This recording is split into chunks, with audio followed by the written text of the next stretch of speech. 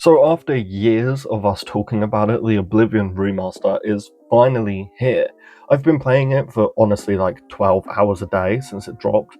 Actually, the night it dropped, it didn't install until like midnight for me, and I just stayed awake all night playing it and went to sleep really early yesterday, and then woke up at like 3 o'clock this morning and just started playing it again. So I am ready to finally give you my full, non-spoilery review, just in case some people watching this haven't played it yet. Look, right up front, this is honestly one of the best remasters I have ever had the pleasure to play. Pretty much everything has been improved, but saying that, it does have some problems, which I'll get onto later towards the end of the video. But this still feels like the same old Oblivion that we all know and love, and that for me was like the most important thing, you know, that was like the key thing. And they definitely managed to keep this feeling like, well, feeling like Oblivion. A lot of the classic Oblivion jank that we, love is still there. For example, they even kept this in. I heard that thieves broke into the Arcane University, the Imperial Legion compound, and the temple all on the same night. Wait a minute, let me do that one again. I heard that thieves broke into the Arcane University, the Imperial Legion compound, and the temple all on the same night. And yes, they even made a voice lip sync the wait, let me do that again part. Like, this is just one example of the 100 things that they could have changed and removed to, I guess make the game better, but it wouldn't really be better, would it? And they didn't, because they know that it's the jank and it's the funny stuff like this that makes us all still love Oblivion all these years later. I do much prefer the new leveling system that they've gone for here. I do want to say that, like, just up front, yeah, I do prefer it, and I do prefer the new HUD. If you were active on our Discord server leading up to the shadow drop of Oblivion, one of my biggest hopes is that they would change the HUD, because I've never really liked Oblivion's HUD, and thankfully they did. However, there were a few other things I was hoping that they would change that they sadly did not. The number one thing for me was the lockpicking. I have always absolutely fucking hated Oblivion's lockpicking. I could never get the hang of it. Maybe it's a skill issue. I don't know. I don't care. I was on my knees praying to the nine that we would get it changed into like the Skyrim or the Fallout 4's lockpicking, and annoyingly they didn't. They kept the original. So yeah, I need a mod immediately, guys. So, go, get to work, please. And look, when it comes to performance, the game runs really well. I do think that it is just beyond embarrassing that they couldn't get this 20-year-old game to run at 60 FPS on the Series S, but whatever.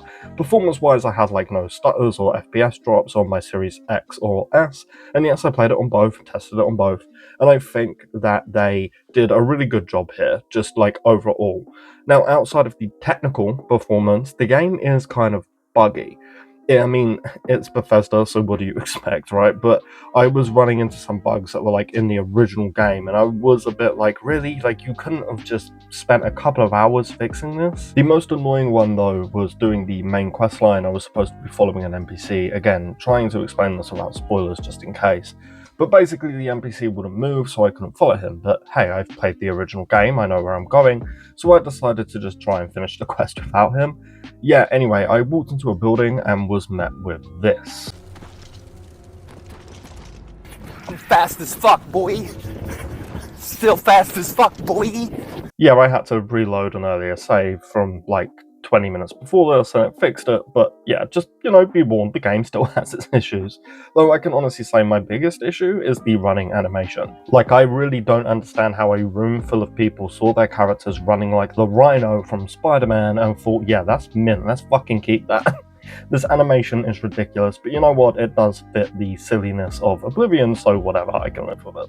The other issues I found, easily the most irritating one, was weirdly the same issue I always got when playing the Outer Worlds.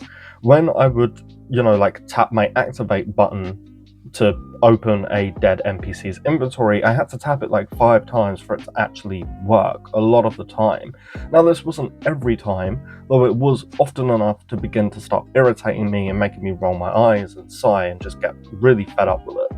The last thing is when you load into the outside world, like when you leave a house, for example, and then you're outside in the map, The game takes a few seconds to like load things properly. There's some pop-in issues, but yeah, that's literally it. Look, this is a really good remaster, like probably the best remaster I've ever played, and I swear I'm not just saying that because I love Elder Scrolls and Bethesda. This is truly great.